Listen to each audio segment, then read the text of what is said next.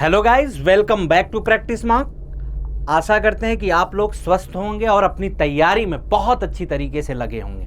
अब जानते हो आप एसएससी जेईई में बहुत ज़्यादा दिन नहीं बचा है, आपके 15 से 16 दिन बचे हुए हैं। तो आपको किस तरीके से इस 15 और 16 दिन को यूटिलाइज करना है, किस तरीके से आप पूरा इस चीज़ को यूटिलाइज करके आपको अपने पेपर को कैसे बेहतर बनाना है, इसी पे बात करेंगे। और मैंने हर एक अपनी जितने भी वीडियो आपको बताया, चाहे मॉक टेस्ट करा रहा हूं मैं, तो उसमें भी मैंने आपसे बताया था कि यार 10 मॉक देना तो बहुत ज़रूरी है। लेकिन कुछ लोगों को क्या होता है कि मॉक देने से बहुत डर लगता है कि यार नंबर कम आएगा, हमारा कॉन्फिडेंस कम हो जाता है उससे। नंबर के लिए तो है ही नहीं मॉक। मॉक आपकी स्ट्रेटजी बनाने के लिए, ये मैं चीज़ बार बार कहता हूँ। तो इसलिए अगर आप मॉक अभी भी नहीं दियो ना, तो 15 दिन में मैं आपको यही सजेस्ट करूंगा कि कम से कम आप 5 मॉक दे के जाइए। ये मॉक देने से, और उस तरीके का मॉक दीजिए कि जिस तरीके से आपका एसएससी का पैटर्न है। आपको पता होगा, आप जितने भी तैयारी कर रहे हैं एसएससी जेईई के लोग, चाहे सिविल के हों, चाहे मैकेनिकल के हों, चाहे इलेक्ट्रिकल के हों, सब पीवाईक्यू तो लगाते ही होंगे। तो आपको वो ट्रेंड पता है ना कि किस तरीके का क्वेश्चन आता है। तो आप अगर उस तरीके का मॉक लगा के जा रहे हो, अगर अभी आप नहीं दे रहे हो, तो मैं आपको ये जरूर बोल रहा हूँ, अगर आप 5 मॉक भी लगा के जा रहे हो ना, तो आपके लिए वो कितने 500 टेक्निकल के क्वेश्चन हो रहे हैं, 500 नॉन टेक के क्वेश्चन हो रहे हैं। तो एक कॉन्फिडेंस आएगा आपको, ये डेफिनेटली। और ये जो 2 घंटे में कैसे 100 को, ये आपको क्वेश्चन 200 क्वेश्चन अटेम्प्ट करना है, उसका भी उससे ही पता चलने वाला है। तो अगर आप, सबसे पहली बात यही है कि अगर आप मॉक नहीं दे रहे हो तो अब भी समय है, कम से कम 5 मॉक तो लगा के ही जाओ। एक डर आपका खत्म होगा, आपको एकदम पेपर की फीलिंग आनी चाहिए। जब आप एसएससी जेईई में जाओ ना पेपर देने, तो कोई कॉन्फिडेंस में जाओ इतना कि यार मैंने तो 10 मॉक या 5 मॉक दे के आया हूँ, सेम टाइप का पेपर आएगा। इस तरीके का कॉन्फिडेंस आपको होना चाहिए। अब बात ये रही कि अब 15 दिन बचे हैं, तो जो लोग मॉक दे रहे हैं, पहले से भी मॉक दे रहे हैं, वो तो बढ़िया है यार, उनका शायद 5 से 6 मॉक दे भी चुके होंगे, तो उनके डेफिनेटली मार्क्स इंप्रूव कर रहे होंगे। और जो लोग नहीं दे रहे हैं, वो यही सजेशन है उनके लिए कि वो कम से कम 5 मॉक तो दे, बहुत ज़्यादा ज़रूरी है यार।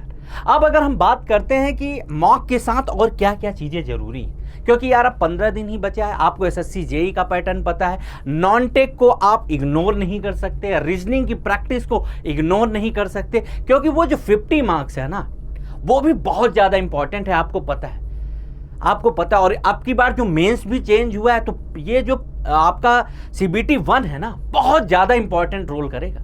क्योंकि पहले क्या होता था, पहले ये होता था कि यार सीबीटी 1 में कुछ कम मार्क्स भी आते थे, तो मेंस एग्जाम में मार्क्स बढ़ जाते थे।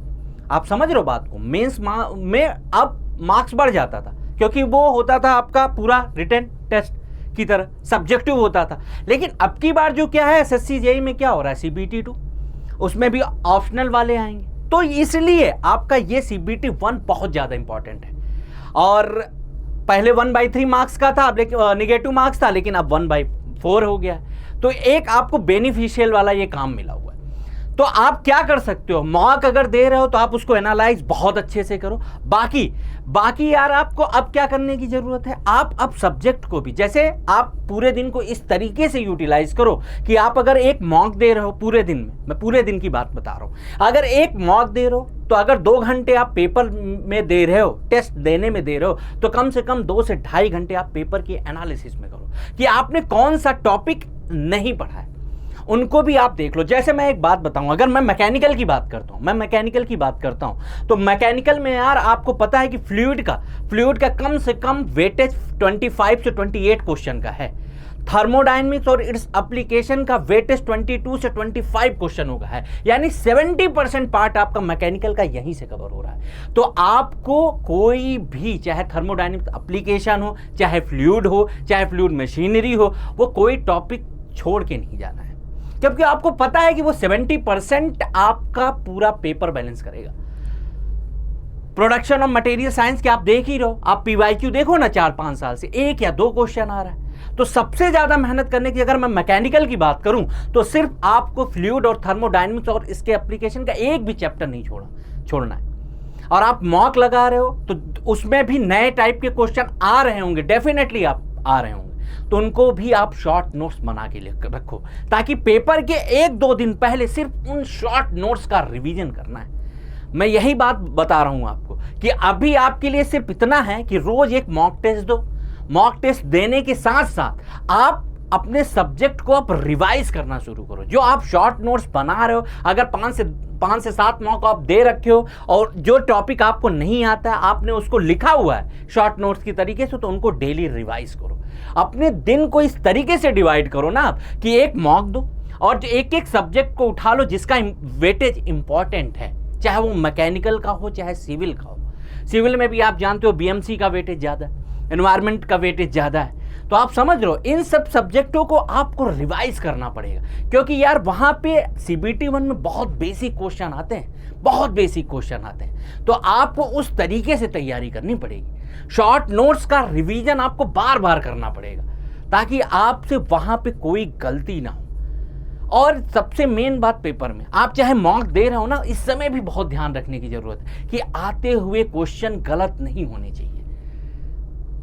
पता चला आप एग्जाम में अच्छे क्वेश्चन आप निकाल ले रहे हो और जो आपके थोड़ा सा क्वेश्चन पढ़ने की वजह से कभी कभी क्या होता है करेक्ट को इनकरेक्ट हम पढ़ लेते हैं या इनकरेक्ट को करेक्ट वाला आंसर कर देते हैं। ये गलती नहीं होनी चाहिए, ये आप मॉक से ही सीख सकते हो।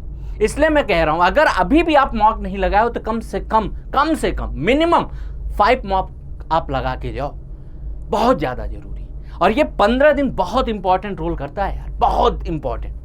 आपको 15 दिन मिला है, आपके 15 सब्जेक्ट है, एक सब्जेक्ट को भी आप पकड़ोगे ना, चाहे मैकेनिकल हो चाहे सिविल हो। मैकेनिकल में तो यार शॉर्ट शॉर्ट आपको पता है किसका वेटेज ज़्यादा है। सीधे सीधे मैकेनिकल की अगर हम बात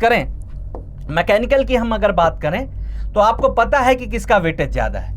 मैकेनिकल की अगर हम बात करें, मैकेनिकल में आपको पता है कि आपको फ्लूइड मैकेनिक्स और मशीनरी दोनों और थर्मोडायनेमिक्स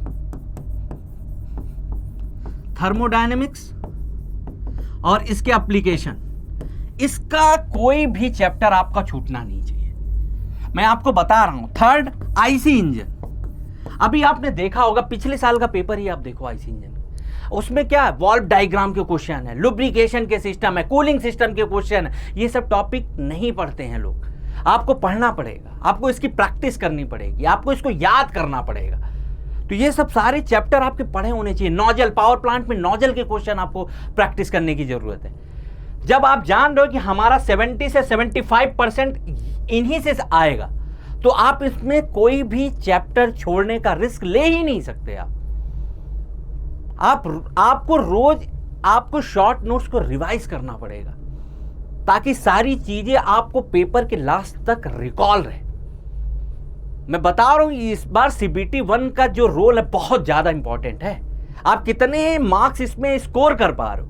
मैकेनिकल में आपको पता है यार कि सीट कम है, तो आप तो वैसे भी कोई टॉपिक छोड़ने का रिस्क नहीं ले सकते।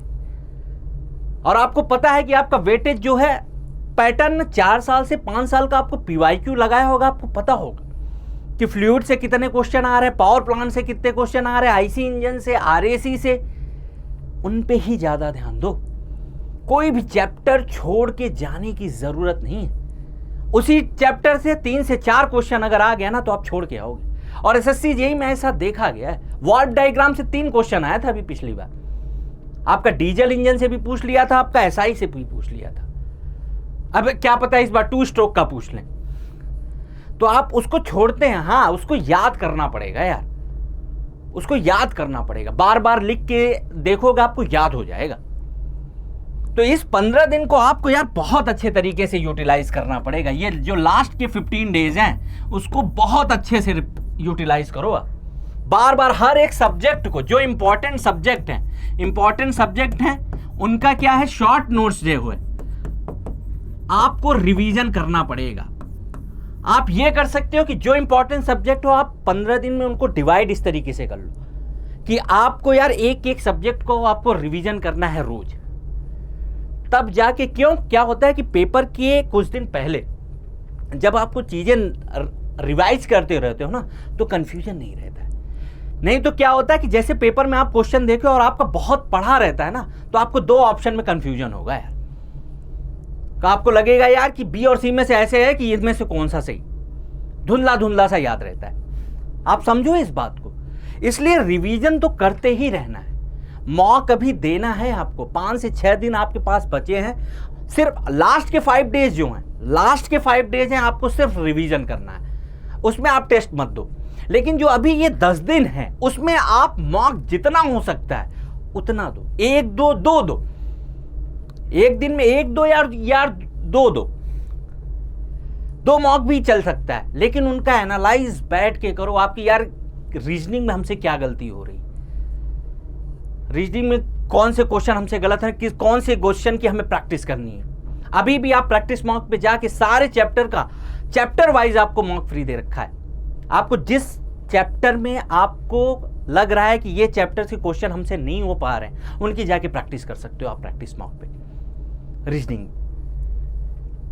क्योंकि वो भी बहुत इंपॉर्टेंट रोल करता है। करंट अफेयर आपको अभी भी थोड़ा सा समय 1-1.5 घंटा आपको निकालना पड़ेगा यार, क्योंकि मैकेनिकल में, अगर मैकेनिकल में आप समझो, मैकेनिकल में फाइट इतनी ज्यादा है ना, अगर आप 80 क्वेश्चन टेक्निकल में भी सही कर रहे हो, टेक्निकल में आप सही कर रहे हो, और 40+ क्वेश्चन आपको रीजनिंग में सही करना पड़ेगा, और 25 तक क्वेश्चन आप जीएस और उसमें करोगे। लोग देखो, जो सही बात है वो बता रहा हूं, 25 से ज्यादा हो ही नहीं पाता यार। इस तरीके का पेचीदा क्वेश्चन पूछता है, आप कितना भी पढ़ लेके जाओगे ना, उसमें 25 से 30 के बीच अगर आप ला रहे हो नंबर, आपके सही हो रहे हैं, तो आप सही ट्रैक पे हो। लेकिन इसमें कमी नहीं होनी चाहिए। अगर आप मैकेनिकल के हो तो आपको 80 क्वेश्चन टेक्निकल में सही होने चाहिए, और आप कर सकते हो, आप कर सकते हो, क्योंकि आपको पता है कि 70% का वेटेज आपका सिर्फ थर्मोडायनेमिक्स और एप्लीकेशन ऑफ फ्लूइड से आता है। उसमें कोई चैप्टर आप छोड़ोगे नहीं, जितने अजम्पशंस हैं वो सारे याद होने चाहिए आपके, चाहे बर्नौली इक्वेशन की हो, मैकेनिकल की अगर हम बात करें तो। आप समझ रहे हो इस बात को। आपको चाहे फ्लूइड का जो सेंट्रीफ्यूगल पंप हो, उसमें इंपेलर की टाइप हो, सब पढ़ना पड़ेगा आपको डेटा जो याद करने वाला, फ्लो रेशियो हो गया आपका टरबाइन में, फ्रांसिस टरबाइन का, ये सब पूछे जाते हैं, आपको खुद पता होगा। तो आपकी स्ट्रेटेजी इस तरीके से होनी चाहिए, और इतना अगर आप करके नहीं आ रहे हो तो मैकेनिकल में दिक्कत है यार। आपको कोई झूठा दिलासा दे रहा है, आप उसमें मत पढ़ो, आपको ये सही करना पड़ेगा यार। अगर आपको एसएससी जेई में सिलेक्शन लेना है मैकेनिकल के लिए, तो आपको ये फॉलो करना पड़ेगा। 40+ मैं बोला हूं, और इसमें लोग सही करते हैं, 49 तक क्वेश्चन सही करके आते हैं। मैं 40+ बोल रहा हूं। आपका अगर 140 145 आ रहा है, आपको पता है यार मैकेनिकल में कट ऑफ 156 भी गया हुआ है। वो पेपर पे डिपेंड करता है, सीट पे डिपेंड करता है, बहुत ज्यादा सीट नहीं है। आप समझ रहे हो इस बात को। बहुत दिन बाद इस बार कट ऑफ 2022 का 124 123 गया था जनरल का, नहीं तो जो मैकेनिकल का कट ऑफ जा रहा है, आप देख रहे हो यार 135 के ऊपर ही जा रहा है। तो आप उसके लिए तैयार रहो। तो यही है कि आप हर एक 15 दिन आपके बचे हैं, 10 दिन तक आपको जो मॉक देना हो, जितनी मॉक की प्रैक्टिस करनी हो, 1 मॉक दो, 2 दो, 3 दो, आप उस हिसाब से, जितनी आपकी प्रिपरेशन है उस हिसाब से अटेम्प्ट करो मॉक, और उसको एनालाइज करो। सबसे ज्यादा इंपॉर्टेंट, नंबर कितने आ रहे हैं वो मैटर नहीं करता है, आप कौन सी गलतियां कर रहे हो मॉक में कर लो, पेपर में ताकि गलती ना हो। आप समझ रहे हो इस बात को। अब जो ये 15 दिन का खेल बचा हुआ है यार, उसको आप बहुत अच्छे से करो। एक एक टॉपिक जो आपको लगता है कि इसमें मैं बार बार भूल रहा हूं, उसको बार बार रिवीजन करो। करंट अफेयर आपको पता है, जितना 6 लास्ट के 6 मंथ का करंट अफेयर, बहुत ज्यादा इंपॉर्टेंट करंट अफेयर, वो आप देख लो। उनमें से क्वेश्चन आता ही आता है। कुछ पॉलिटी के क्वेश्चन कॉन्स्टिट्यूशन से आ जाते हैं, उनको भी आपको देखना पड़ेगा। जो बेसिक्स क्वेश्चन है ना, वो नहीं गलत होने चाहिए। करंट अफेयर यार बहुत ज़्यादा, कभी कभी बहुत खतरनाक करंट अफेयर पूछ लेता है, हर क्वेश्चन आप नहीं कर सकते। लेकिन जो बेसिक्स हैं आपका, जैसे पॉलिटी हो गया, जियोग्राफी हो गया, हिस्ट्री हो गया, कुछ क्वेश्चन जैसे मॉडर्न हिस्ट्री का 1-2 क्वेश्चन आ जाता है, जियोग्राफी का क्वेश्चन आ जाता है, तो वो बेसिक्स आपके क्वेश्चन गलत नहीं होने चाहिए। आप समझ रहे हो इस बात को। अगर आपको 25 से 30 के बीच आपको सही करना है ना, तो ये बेसिक वाले क्वेश्चन गलत नहीं होने चाहिए। तो आपको मैंने क्या बताया, सिर्फ लास्ट के 15 डेज में, 10 डेज में आपको जितने मॉक और देने हैं आप मॉक दे लो, एनालाइज कर लो, और हर एक डे को आप एक डे में एक सब्जेक्ट को रिवीजन करने का भी प्लान रखो। आप ये कर सकते हो, सुबह से लगो यार एक सब्जेक्ट को पूरा तरीके से रिवीजन करो, शाम को टेस्ट दे लो मॉक। सबसे बेस्ट तरीका होता है, क्योंकि आपको टेस्ट देना ही पड़ेगा। और अभी तो बहुत ज्यादा इंपॉर्टेंट है। जिन लोगों ने मॉक नहीं दिया है, मैं बार बार यही कह रहा हूं, हर वीडियो में आपसे यही कहता हूं, नहीं तो आप 200 क्वेश्चन अटेम्प्ट ही नहीं कर पाओगे। और लेना है यार सिलेक्शन इस बार, ये तैयारी का आपका लास्ट ईयर होना चाहिए। इस तरीके से लग जाओ, सब कुछ छोड़ दो। अभी 15 दिन इस तरीके से तैयारी करो ना, बहुत इंपॉर्टेंट होता है, बहुत क्रूशियल समय होता है ये 15 दिन। 15 दिन की जो पढ़ाई होती है ना, बहुत ज्यादा क्रूशियल होता है। जितना आप पढ़े रहते हो ना साल भर का, उनका रिवीजन करने का समय होता है ये। आप समझ रहे हो? उस एफर्ट को आप जारी रखो और इस 15 दिन में ताबड़तोड़ मेहनत करो यार, कि प्री में आपके जितने अच्छे मार्क्स होंगे CBT 2 में आपको उतना ही फायदा होगा। और इस एनर्जी के साथ पढ़ो कि इस बार सिलेक्शन लेना है यार। देखो सीट का रोना अब नहीं चलेगा, हो गया। जो सीट कम आ रही है यार सबको पता है, उसमें आपके पास सिर्फ इतना सोचना है आपको कि जो सीट है हमको उसी में सिलेक्शन लेना है। क्योंकि आप इन सब सोच में पढ़ोगे यार नहीं होगा, कम सीट है, दूसरा बंदा पढ़ रहा होगा उस समय, तो ये सब सोचने की जरूरत नहीं है। अभी सिर्फ एक ही गोल होना चाहिए कि हमको कैसे CBT 1 में 145 के एबव नंबर लाना है। आप समझो, मैक्सिमम मार्क्स तो आपको लाना ही पड़ेगा। तो आप इस 15 दिन में जो जो मैंने बातें बताई हैं उन पे ध्यान रखो। मॉक जिन लोगों ने नहीं दिया है वो मॉक अटेम्प्ट करो। All the best. आप अपनी तैयारी को इसी तरीके से करते रहो। Thank you very much.